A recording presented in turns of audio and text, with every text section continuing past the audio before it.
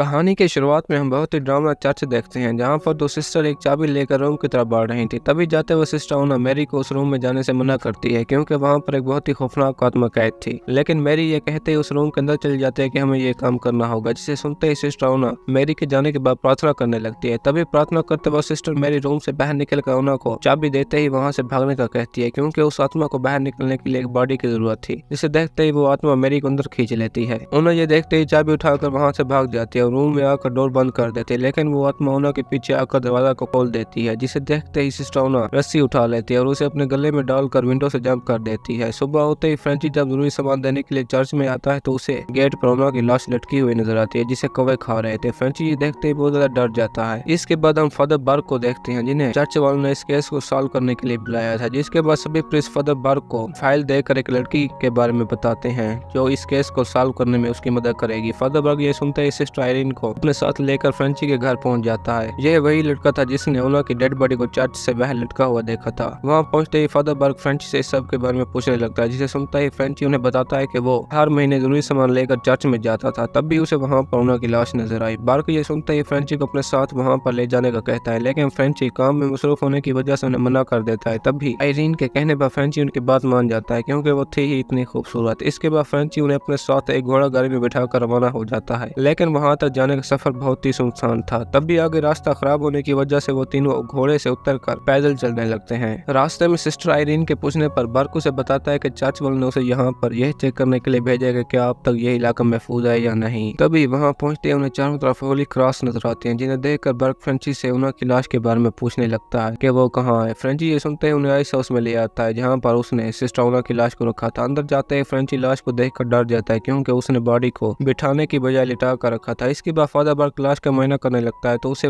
ओना के हाथ से एक चाबी मिलती है। इसके बाद वो तीनों ओना की लाश को उठाकर दफना देते हैं। तब आयरीन को वहाँ की ग्रेव पर बेल नजर आती है, जिसे देखकर बर्क उसे बताता है कि कई सालों पहले यहाँ पर एक महामारी के दौरान मरे हुए लोगों की कब्रों पर बेल लगा दी जाती है कि अगर उनमें कोई भी जिंदा हो तो बेल बजाकर अपने बारे में बता देता है। इसके बाद फ्रेंची उन्हें चर्च के गेट पर ले आता है जहाँ पर सिस्टर ओना की लाश लटकी हुई थी। तब भी फादर बर्क को वहाँ पर खून दिखाई देता है जो बिल्कुल ही ताजा था, और ये देखते ही वो तीनों चर्च के अंदर आ जाते हैं जहाँ पर उन्हें बहुत सी अजीब चीजें दिखाई देती हैं। और अचानक ही एक नन वहाँ आकर फादर बर्क से अंदर आने की वजह पूछती है। बर्क उसे बताता है कि मुझे यहाँ पर रूम वालों ने सिस्टर ओना के केस को सॉल्व करने के लिए भेजा है। फ्रेंची के बीच में बोलने की वजह से बर्क उसे बाहर जाने का कहता है, जिसे सुनकर वो नन बर्क और आयरीन को भी उसके साथ जाने का कहती है। जिसे सुनता है बर्क बताता है कि मुझे यहाँ पर कुछ सबूत तलाश करने होंगे ताकि वो रूम वालों को बता सके कि यहाँ पर सब कुछ ठीक है। इसके बाद वो नन फादर बर्क को एक जगह बताकर रात रुकने का कहती है और सुबह होने के बाद चर्च में आने का कहती है। जिसे सुनते ही वो तीनों नन के बताए हुए रूम में पहुंच जाते हैं। जहाँ पहुंचते ही फादर बर्क फ्रेंची को वापस जाने का कहता है क्योंकि अब उसका कोई भी काम नहीं था। जाते वक्त फ्रेंची को रास्ते में एक औरत नजर आती है, जिसे देखने के लिए फ्रेंची जूं ही आगे जाता है तो वो अपने हाथ में एक रस्सी लेकर वहां से गायब हो जाती है और अचानक ही एक खौफनाक आत्मा बनकर फ्रेंची के ऊपर आ जाती है, जिससे डर कर फ्रेंची उसे धक्का देते ही आगे बढ़ने लगता है और वहां से एक क्रॉस लेकर भाग जाता है। दूसरी तरफ जब बर्क और आयरीन खाना खा रहे थे तो आयरीन बताती है कि मुझे अपने बचपन में कुछ आत्माएं नजर आती थी, जिसकी वजह से चर्च वालों ने एक फादर को मेरे पास भेजकर इस सब से आजाद कराया। फादर पर ये सुनते ही आयरीन को अपने साथ फ्रांस में पेश आने वाले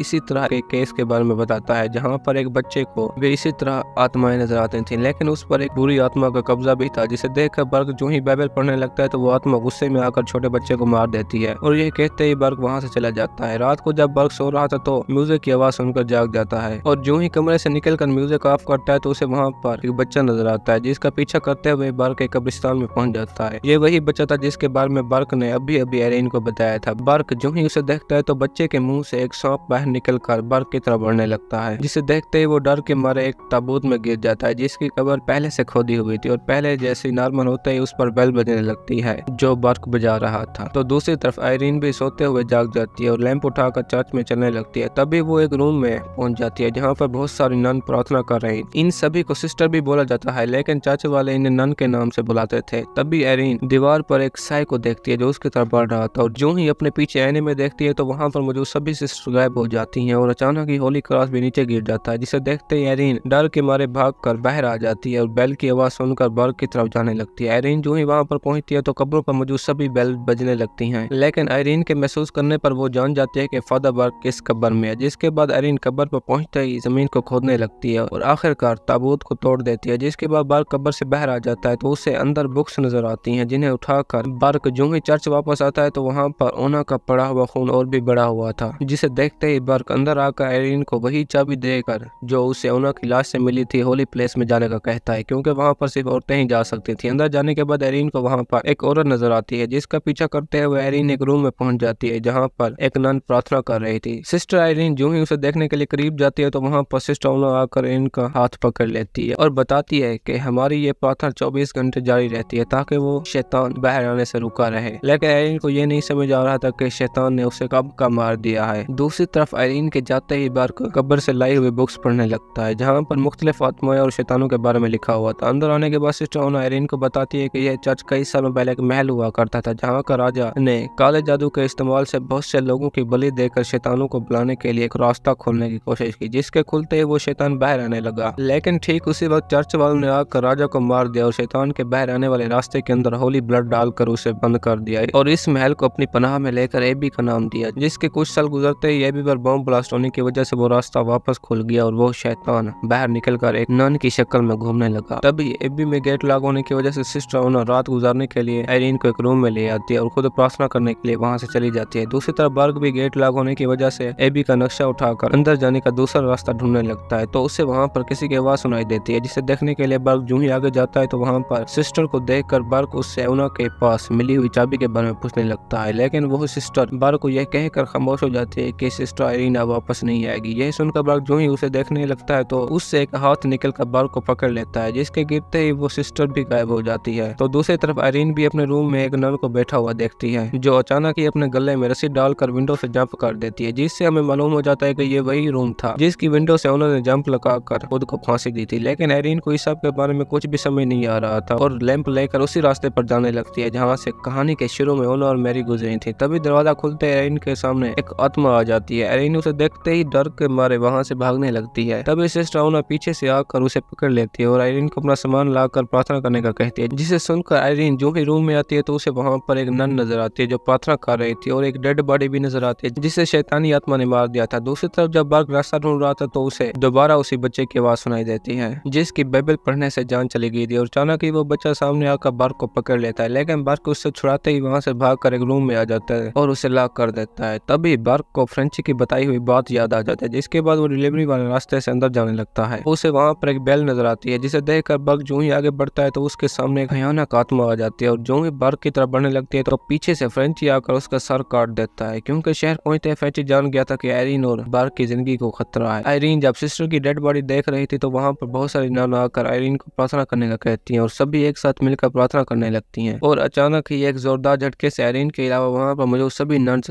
दीवारों पर आ लगती हैं और वो आत्मा प्रार्थना रोकने के लिए आयरीन के जिस्म को जख्मी करने लगती है। लेकिन इसी बीच बर्क और फ्रेंची के आने से वो आत्मा खामोश हो जाती है। आयरीन दरवाजा खोलने के बाद बर्क को बताती है कि यहाँ पर सभी नन्स के बिना रुके प्रार्थना करने से ही शैतान काबू में रह रहा है। तभी बर्क के पूछने पर आयरीन जो ही पीछे देखती है तो वहाँ पर एक भी नन नहीं थी, जिसे देख आयरीन हैरान हो जाती है। तो बर्क उसे बताता है कि यह तुम्हारा सिर्फ एक ख्याल था जो तुम्हें शैतान को रोकने के बारे में आगाह कर रहा था। और आगे बढ़कर आयरीन जो ही डेड बॉडी को देखती है तो वो पहले की बजाय गली सड़ी थी, जिसे देख आयरीन जान जाती है कि यहाँ पर कोई भी नन जिंदा नहीं है। तभी बातों के दौरान वो आत्मा जाकर बर्क पर क्रॉस से हमला कर देती है, जिसे देखते ही फ्रेंची उसे पकड़ लेता है और फादर बर्क होली क्रॉस को आत्मा के माथे पर लगा देता है, जिसके लगते ही वो सारी बॉडी जलने लगती है। ये देखकर आयरीन जान जाती है कि सिस्टर उन्होंने शैतान को एक बॉडी न देने की वजह से खुद की कुर्बानी दी और ये कहते ही आयरीन उन्हें शैतान के अंदर आने वाले रास्ते को बंद करने का कहती है ताकि वो शैतान को खत्म कर सके और वो रास्ता सिर्फ होली ब्लड से ही बंद हो सकता था। जिसके बाद वो तीनों उसे ढूंढने के लिए तहखाने के अंदर जाने लगते हैं। तो वहाँ पर मदर मैरी के हाथ के दिखाए हुए निशान को देखकर जान जाते हैं कि वो चाबी कहाँ लगेगी और आयरीन के चाबी लगाते ही दरवाजा खुल जाता है। जिसके बाद बर्क वहाँ से होली ब्लड उठाकर आयरीन के गले में डाल देता है और वो तीनों आगे बढ़कर रूम के अंदर चले जाते हैं। अंदर जाते ही वो तीनों अलग अलग होकर रास्ता ढूंढने लगते हैं। तभी आयरीन के पीछे एक आत्मा आकर उसे डराने लगती है और वो जो ही एक रूम में जाती है तो वहाँ पर खुद ब खुद कैंडल जलने लगती हैं, जिन्हें देखकर मालूम हो जाता है कि ये वही दीवार था जिससे शैतान बाहर आ सकता था। तब भी आयरीन जो ही पीछे देखती है तो उसके सामने बहुत सारी नन आ जाती है जिनके चेहरे ढके हुए थे और अचानक ही आयरीन की कैंडल बुझा देती हैं। इसके बाद फ्रेंची भी वहाँ पहुंच जाता है और उन सभी नन्स में से आयरीन को ढूंढने लगता है। तभी फ्रेंची जो ही एक नन का मास्क उतारता है तो वो आयरीन थी जो बिल्कुल आत्मा के कब्जे में थी। इसके बाद वो आत्मा जो है फ्रेंची को पकड़ कर मारने लगती है तो फ्रेंची होली ब्लड निकाल कर आयरीन के चेहरे पर लगा देता है, जिससे आयरीन पर आत्मा का कब्जा खत्म हो जाता है। और ये देखते ही वो आत्मा फ्रेंची को पकड़ कर आयरीन को पानी में फेंक देती है, जिसकी वजह से होली ब्लड आयरीन के गले से निकल जाता है और वो आत्मा सामने आते ही एरिन को पानी में डुबाकर मारने लगती है तो फादर बर्क वहाँ पर आकर उसे रोकने की कोशिश करता है, लेकिन वो उन्हें भी जख्मी कर देती है। इसी बीच आयरीन होली ब्लड को लॉकेट से निकालकर अपने मुंह में डाल देती है और जो ही वो आत्मा आयरीन को उठाती है तो वो उसके चेहरे पर डाल देती है, जिसके बाद आत्मा के द्वार के अंदर जाते ही वो रास्ता वापस बंद हो जाता है। लेकिन इसी बीच फ्रेंची आयरीन को भी पानी से बाहर निकाल लेता है। अब सब कुछ खत्म होने के बाद फ्रेंची आयरीन और बर्क को वहाँ से लेकर चला जाता है। अब कहानी के आखिर में हमें एड और लॉरीन दिखाए जाते हैं जो फ्रेंची के केस के बारे में लोगों को बता रहे थे, क्योंकि जब आत्मा ने फ्रेंची को पकड़ा था तो फ्रेंची के जिस्म पर उसके असर की वजह से उल्टे क्रॉस के निशान बन गए थे, जिससे ये मालूम हो जाता है कि फ्रेंची भी अब उस आत्मा के कब्जे में है। और इसी के साथ हमारी आज की ये कहानी खत्म होती है। दोस्तों, अगर आपको हमारी कहानी पसंद आई हो तो वीडियो को लाइक और चैनल को सब्सक्राइब जरूर कीजिए।